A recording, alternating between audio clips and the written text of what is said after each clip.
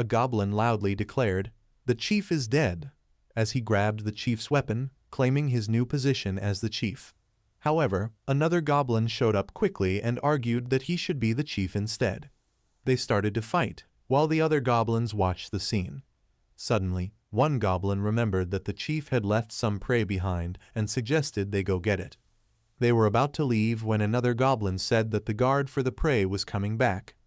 Lin Tian, the guard, walked up and the goblins mocked him for looking too human. The goblins decided to follow Lin Tian to make sure he didn't run off with the prey. But then, another goblin interrupted, saying they should wait because some other goblins had already gone to find the prey. Lin Tian heard the goblins and rushed back to where he had left the prey. As he got closer, he saw the prey, a young girl, crying and saying she was scared of having goblin children. When Lin Tian got there, he found the goblins surrounding her and yelled at them to stop what they were doing. The leader of the goblins told Lin Tian that because the chief was dead, he now claimed ownership of the prey. However, this news was surprising. Lin Tian didn't expect it, but he had to accept the situation. Although it was strange, there was nothing he could do. The goblins launched a fierce attack on Tian, injuring him during their brutal assault.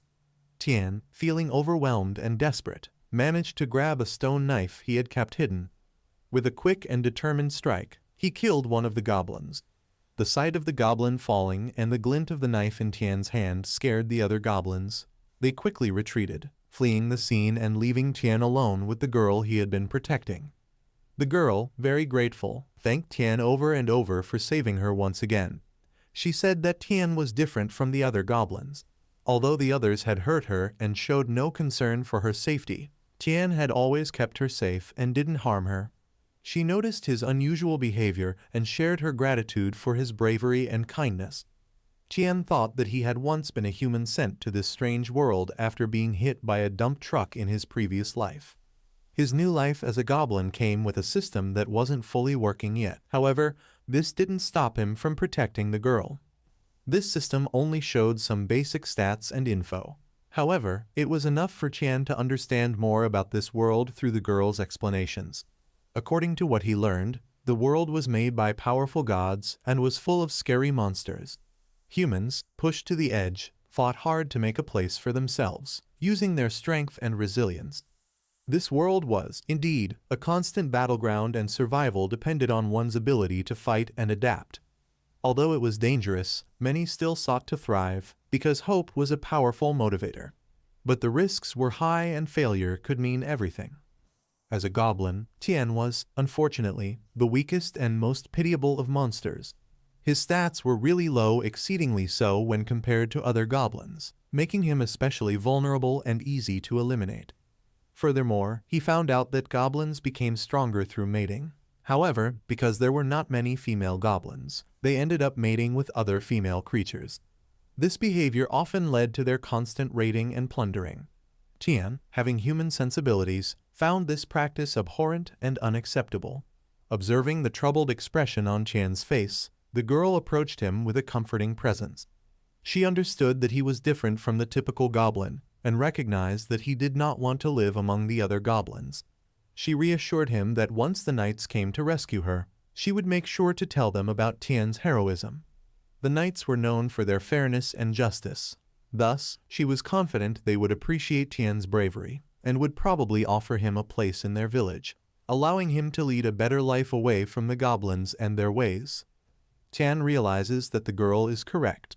Although his system is not working, he decides to wait for the humans to come and help them. Once they are safe, he plans to focus on surviving and figuring out how to reactivate his system. When he hears a goblin coming, Tian tells the girl to hide. The goblin shows up, loudly claiming that a human is nearby and wants to mate to gain strength. Tian quickly takes down the goblin with his knife and tells the girl that help seems to be on the way. As they move toward the exit, a man appears and defeats several goblins. Tian is amazed by the man's incredible skills. The girl recognizes the man as Loader and runs to him. However, Loader tries to hit her with his sword. Tian reacts quickly, pushing her out of danger.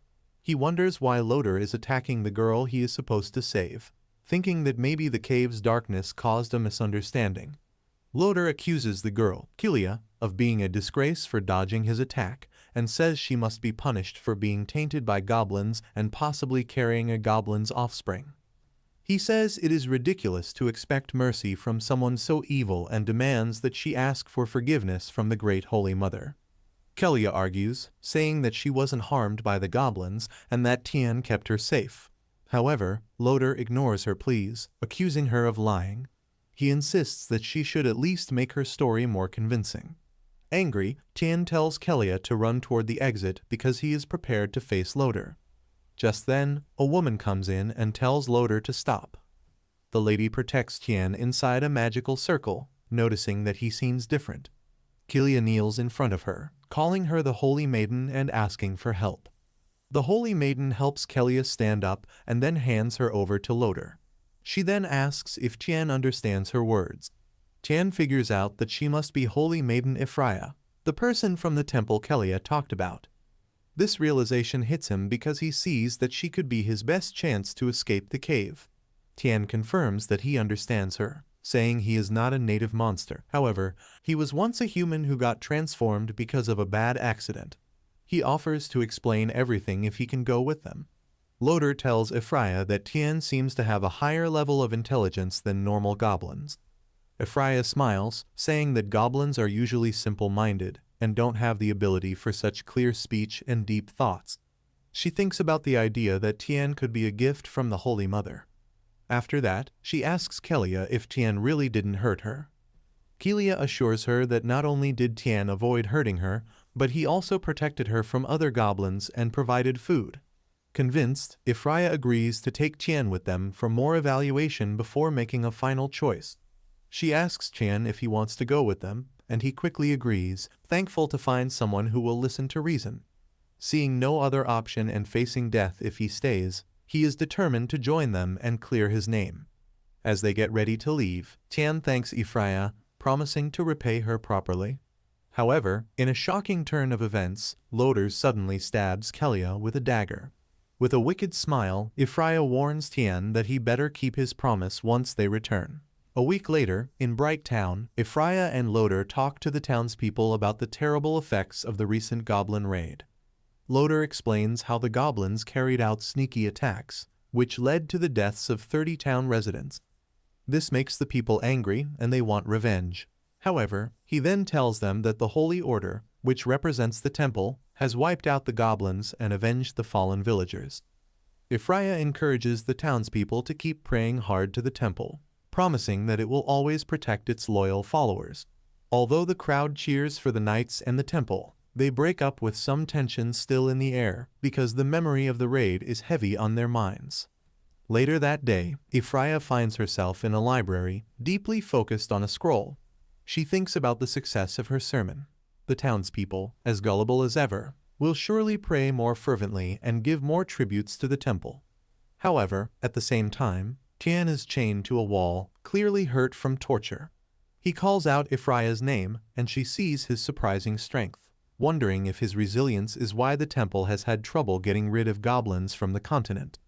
As she gets closer, her curiosity grows about how poison affects goblins. Yet, Tian, filled with anger, accuses her of lying, saying she has tricked him, tricked everyone, and even killed Kelia. He asks whether this is what justice looks like to her holy order, and if this is her idea of fairness. Ephraia, dismissively, shoves a stick into his mouth, ignoring his accusations while remarking on the boldness of a weak and worthless creature like him questioning human justice. She claims that Kelia, who once stood up for him, was cursed and ultimately betrayed humanity and the Holy Order. Therefore, her death marks her final loyalty. Ephraia claims that goblins are just pests on the continent, saying that interacting with him is a big privilege. She insists that he should be grateful and allow his body to be used for both human and Holy Order experiments. While using her magic on him, Tian thinks about his fate. He realizes that ever since he was brought to the human village, Loder and Ephraia have tortured and taken advantage of him in every possible way, never listening to a single word he said. He swears that if he gets another chance, he will never trust humans again.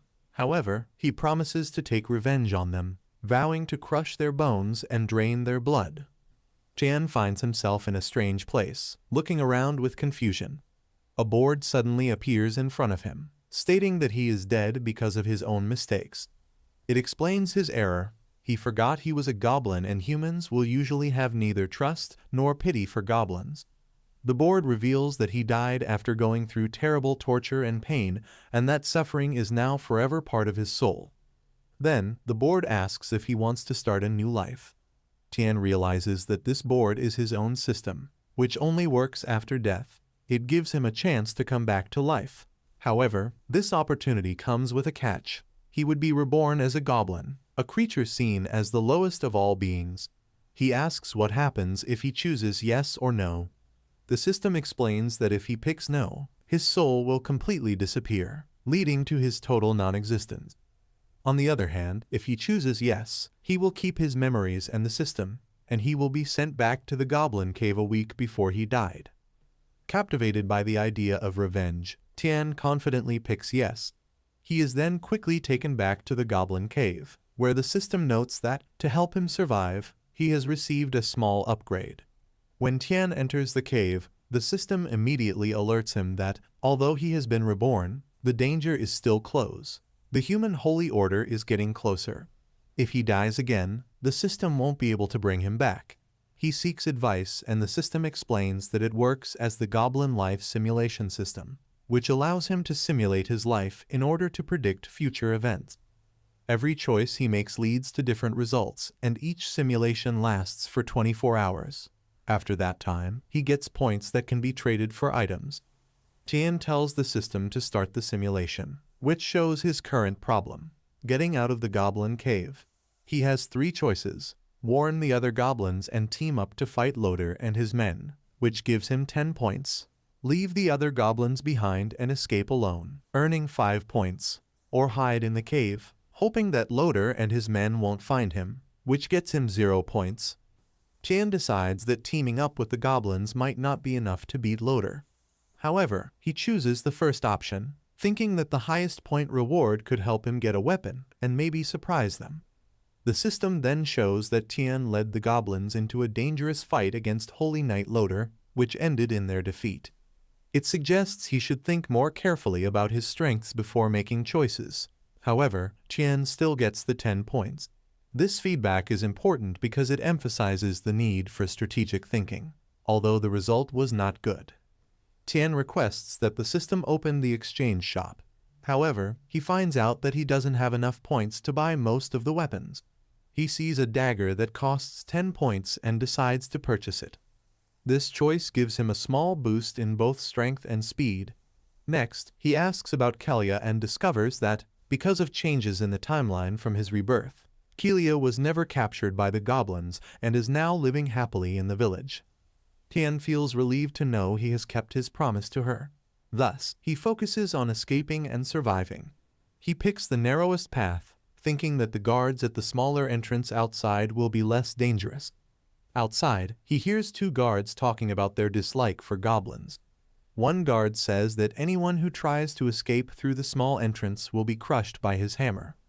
The other guard adds that Loader told them to kill any girl who tries to run away during the chaos. Tian, furious about this, decides to face the guards. He changes his voice to sound like a woman's and calls for help, planning to trick the guards. They hear the plea and mistakenly think it is a girl, prompting them to tell her to come out.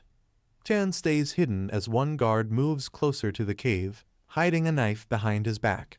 Although the guard gets nearer to Tian's spot, Tian gets ready to attack. However, the tension in the air is strong, and this moment could decide the outcome of their meeting. Because of this, every second feels stretched, but Tian holds his breath, waiting for the right moment. Tian thrusts his dagger into the guard as he approaches. However, the second guard, who still doesn't notice what just happened, thinks about why his buddy is taking so long. Without hesitating, Tian quickly drags the lifeless body of the first guard aside and lunges at the second, sending him sprawling to the ground. The fallen guard, shocked by the sight of a goblin who can actually talk like a human, pleads for his life. He shows Tian a photograph of his family and speaks earnestly about his daughter, saying that they are waiting for him to come back. He insists that he is just following orders from the Holy Order and argues that he had no choice. Although Tian thinks about what the guard is saying, the guard tries to bribe him with a pouch of gold, promising to deliver a young human girl to him. However, the guard is secretly getting ready to stab Tian with a hidden knife. Anticipating this trick, Tian quickly takes him out. After dealing with the guards, Tian hears Loder's voice in the distance. He puts on one of the guards' cloaks and leaves the scene, determined to confront Loder and Ifraya soon. When they get to the place, Loder wonders if the guards were taken out by goblins that escaped, while Ifraya thinks that a goblin who can kill guards must be a mutant. Loder, feeling pretty annoyed, kicks one of the dead guards, which is a pointless thing to do, and scolds them for not getting rid of the goblin. Ifraya, with a creepy grin, says that catching a mutant goblin would be a fascinating challenge. However, this situation is really risky because the stakes are so high. Although Loder is frustrated, he can't ignore how tempting such a chase is. But he knows that winning is far from certain. As night falls, Tian feels a deep sense of relief. While he rests, he is grateful that he has survived. He is determined to face the humans in a way that fits his goblin nature. His plan involves using goblin traits, like upgrading through mating and devouring, to boost his strength. His main goal is to enhance his abilities and create more powerful offspring, thus expanding his influence. Although he thinks about Loder and Ifraya, he swears to make every man long for death and every woman suffer under his rule. However, this doesn't come without challenges. When Tian hears a noise in the forest, he thinks that Loder and his group might still be chasing him. He gets ready to attack first. However, he soon discovers that the sound comes from another goblin. To his surprise, this goblin is female and can actually talk, which is strange because goblins are usually male. The female goblin begs him not to hurt her, saying that she just needs to get some water. Tian, shocked, looks at her stats and realizes that if a male goblin mates with a female, he can become a legendary goblin god. Staring at her in disbelief, Tian listens closely as she tells him that the chief sent her to collect water, and if she fails, she will be punished severely. She starts to cry and Tian quickly comforts her, not wanting her tears to attract the attention of Loder and his group. The female goblin is surprised that Tian can talk, finding his kindness unusual. Although other goblins have been so mean to her, she tells him that it's the first time someone has cared for her like this. However, she offers to take him to her tribe if he has no other place to go. Tian feels relief when he finds a goblin tribe nearby. However, he is still unsure if Loder and his group are still chasing him. This makes him think that finding a safe place is his top priority right now. As he and the female goblin get closer to the tribe, he remembers his original plan, to come up with a way to gather followers. When they arrive, the goblins show up with their stone spears and question why Tian is wearing human clothes. They make fun of the female goblin, calling her a freak and blaming her for Tian's presence. Tian steps up confidently, asking to see their chief. The goblins laugh, saying that an outsider can't just demand to meet their chief whenever they want. Because of this, they decide to capture Tian and take him to the chief. At that moment, the female goblin speaks up, pleading with them not to hurt Tian. Just then, the goblin chief appears and asks why everyone is gathered. Tian looks at the chief's stats, and he is shocked to see that the chief is a goblin of very high level. Although he feels a bit nervous, he knows he must stay strong.